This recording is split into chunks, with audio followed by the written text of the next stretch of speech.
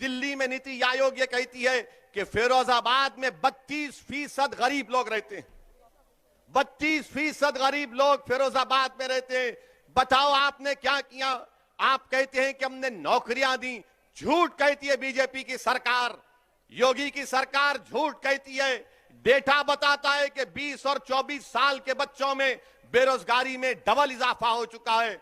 26 और 29 साल के नौजवान बच्चों में बेरोजगारी का इजाफा हो चुका है। नरेंद्र मोदी के पास इसका कोई जवाब नहीं है। नरेंद्र मोदी सिर्फ एक दिन में 4-4, 5-5 मरतबा अपने कपड़े पहनकर फोटो खिंचवाते हैं और समझते हैं कि पूरा मसला हल हो चुका है, पूरा मसला हल हो चुका है। आप बताइए, कीमतों में इजाफा हुआ नहीं हुआ? क्या जो कीमतों में इजाफा हुआ आपको उससे तकलीफ नहीं हो रही है? आप चूड़ियों का, ग्लास का काम करती, अब गैस पर काम हो रहा है। गैस की कीमतें बढ़ी नहीं बढ़ी? क्या एलपीजी गैस के सिलेंडर की कीमतें बढ़ी नहीं बढ़ी? अब ये सब हम बताएंगे तो बाबा बोलेंगे नहीं ओवैसी भड़काऊ भाषण दे रहा है। यानी गैस का सिलेंडर 1400-1500 रुपए 14 किलो का, इसकी बात नहीं करेंगे। कितनों को नौकरियां दी बताओ तुमने फिरोजाबाद में? कितनों को नौकरी मिली? हाथ उठाओ। अब जब हम ये सवालात करते हैं तो योगी और मोदी बोलते हैं कि ये भड़काऊ भाषण देता है। गिलास के लिए क्या किया आपने? आप चूड़ियां बनाते हैं, लोग सारी दुनिया में फिरोजाबाद की बनाई हुई चूड़ियां पहनते हैं। शादी होती है तो फिरोजाबाद की चूड़ियां दुल्हन पहनकर अपने घर से निकलती है। मगर इसी फिरोजाबाद में चूड़ी बनाने वालों के घरों को राख का खंडेर बनाकर रख दिया गया, उनकी सेहतों को बर्बाद करके रख दिया गया। जो दूसरों के घरों में खुशी ला रहे हैं, उनका घर आज गम में डूबा हुआ है, क्योंकि उनको बीमारियां उनका मुकद्दर बन चुकी हैं। मेरे अजीज दोस्तों और बुजुर्गों, इन्हीं बातों को समझाने के लिए मैं आपके दरमियान में आया हूं और आपसे अपील करने आया हूं कि आप मुत्तहिद अपने वोट का इस्तेमाल करिए। और हां, मैं आपको यह भी बताने आया हूं कि मैं एक मुसलमान हूं, मैं एक मुसलमान हूं अल्हम्दुलिल्लाह। और मेरा अकीदा यह है कि अल्लाह मुसलमानों का भी खुदा है, अल्लाह हिंदुओं का भी खुदा है। जो मुसलमान नहीं, अल्लाह सब इंसानियत का खुदा है। अल्लाह रब्बुल आलमीन है, रब्बुल मुस्लिमीन नहीं है। मानते ना? इस बात को आप मानते ना? और मेरा मानना यह है कि अल्लाह इंसाफ करने वाला है, अल्लाह ही इंसाफ करने वाला है ना। हमारा मानना यह कि अल्लाह सुब्हानहू व तआला इंसाफ करेगा। अल्लाह सुब्हानहू व तआला दुनिया में भी इंसाफ करेंगे। और अल्लाह जब हशर का मैदान खड़ा होगा तो अगर कोई राय बराबर नेकी करेगा तो अल्लाह उसका सिला देगा, कोई राय बराबर गुनाह करेगा तो उसका अल्लाह के पास उसको जवाब देना है। ये मेरा अकीदा है। अब आप बोलेंगे संविधान में ये कहां से है? बीजेपी के लोग बोलते संविधान में कहां से आया? संविधान में जिसको बाबा साहिब अंबेडकर ने बनाया, उसका प्रियम्बल में लिखा हुआ है liberty of thought and religion, यानी आजादगी, मुझे अपने मजहब पर, उसकी अकीदे पर चलने का इख्तियार दिया गया है। तो जब हम ये बात करते हैं तो बोलते हैं देखो ओवैसी भड़काऊ भाषण दिया। मैं नरेंद्र मोदी से पूछना चाहता हूं, आप देश के प्रधानमंत्री हैं, अरे कानपुर की 45 मिनट की मेरी तकरीर आपको सिर्फ 45 सेकंड दिखे उसमें, और वो भी झूठ। मोदी और योगी को, असदुद्दीन ओवैसी को दिखाना पड़ रहा है झूठ के लिए। अरे सच्चाई का नाम असदुद्दीन ओवैसी है, याद रखो, मोदी और योगी। और हम क्या बोले उसमें? क्या बोले उसमें? पहले तो चोरी से झूठा वीडियो डाले, जब उसके बाद हमने पूरा वीडियो डाला तो पूरे गायब, सन्नाटा।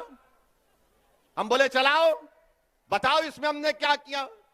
हमारा अकीदा ये, मेरा फेथ ये है कि हमने कुरान करीम में पढ़ा, हमने बुजुर्गों और नेक बंदों के पैरों के पास उलमाओं की सोबत में बैठकर सुना। क्या सुना हमने? कि फिरौन था ना फिरौन, फिरौन हार गया ना मूसा के सामने, हारा ना फिरौन। तो हम क्या बोलते कि फिरौन की हार हक की जीत है, है ना फिरौन की हार हक की जीत है। नमरूद हजरत इब्राहिम के आगे खत्म हो गया, तो हम क्या बोलते सच्चाई की कामयाबी है नहीं है? हम नहीं कहते कि नमरूद की नाकामी सच्चाई की कामयाबी है। क्या हम ये नहीं बोलते कि करबला में इमाम हुसैन ने अपनी गर्दन कटाई मगर यजीद हार गया? क्या हम नहीं कहते ये बात को? अब जब मेरा अकीदा ये है, आपके पेट में दर्द क्यों हो रहा है? ये कह रहे हैं कि ओवैसी को नहीं कहना चाहिए था, ओवैसी को यह कहना चाहिए था कि फिरौन जीत गया, नमरूद जीत गया, खुदा ना खास्ता यजीद जीत गया। अरे दुनिया जब तक कायम अल्लाह रखेगा, हमेशा वक्त का फिरौन हारेगा, वक्त का नमरूद हारेगा, वक्त का यजीद हारेगा। अब मीडिया वाले सोच रहे होंगे अब कैसा पकड़े इसको, कैसा पकड़े इसको? नहीं पकड़ सकते। मेरा अकीदा है, आप मूसा को मत मानो, आप फिरौन को मानो तो आप फिरौनी,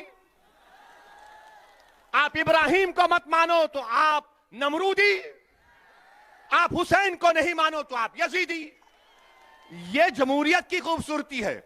मैं तो ये नहीं कह रहा हूं ना कि मैं ही सच हूं, मैं ये कह रहा हूं कि मेरा मानना ये है। इसीलिए हम कहते हैं कि जो जालिम है उसका खात्मा होगा। हो सकता है कि मेरे जिंदगी में ना हो, मेरे बच्चों की जिंदगी में हो जाएगा।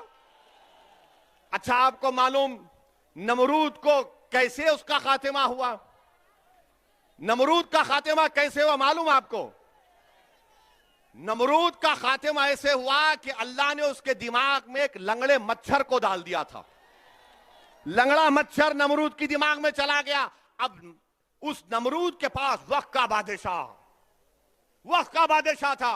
उसके पास जो कोई मिलने आता तो उससे कहा जाता, बादशाह सलामत से मिलने से पहले उसके सर पर एक थप्पड़ मारना पड़ेगा तुमको, क्योंकि उसका मच्छर जो दिमाग में अल्लाह ने डाल दिया था उससे उसको राहत मिलती थी।